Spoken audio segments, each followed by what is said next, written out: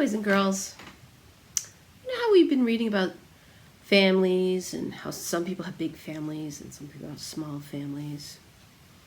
Well, in today's story, this girl is trying to figure out a solution to bringing her family to school because her family's different from everyone else's, and she's thinking about it. She comes up with a wonderful plan with the help of her family and her friends. I hope you enjoy this story.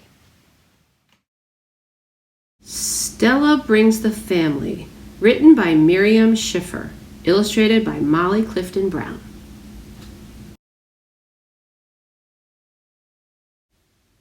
With a hug goodbye, Stella dashed to her cubby and raced to her spot. Mrs. Abbott had a surprise for the class.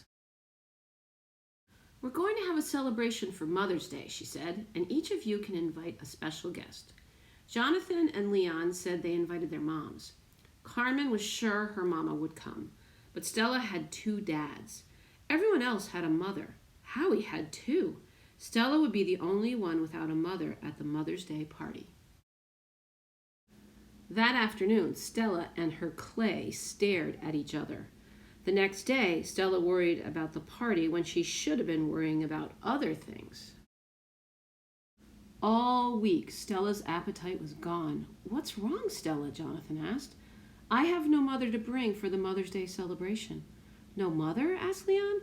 "But who packs your lunch like my mom does for me?" "Daddy knows just what I like," said Stella. "The problem isn't lunch. It's that I have no mother to bring for the Mother's Day party." "No mother?" asked Howie. "But who reads you bedtime stories like my mother's do for me?" "Daddy and Papa read stories to me," said Stella. "But who kisses you when you are hurt?" Carmen asked. "Well, that's a long answer," said Stella. "I get lots of kisses when I'm hurt, either from Papa or Daddy or Nona or Aunt Gloria or Uncle Bruno or Cousin Lucy, but I still have no special guest for Mother's Day." Jonathan asked, "Why don't you invite them all?" "What a wonderful idea," Papa and Daddy said. But Stella wasn't so sure. Soon the children were crafting invitations, decorating, and preparing gifts. Stella worked harder than everyone.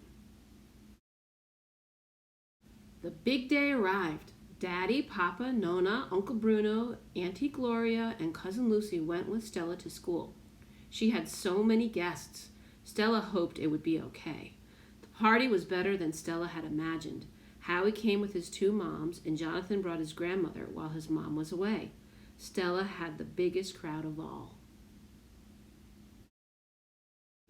They squeezed into the story circle and made frames for their art. Stella thought the day was turning out fine. In fact, it was better than fine. Papa was a big hit. Later that day, Mrs. Abbott was worn out. Stella told her not to worry. For Father's Day, she wouldn't bring nearly as many people.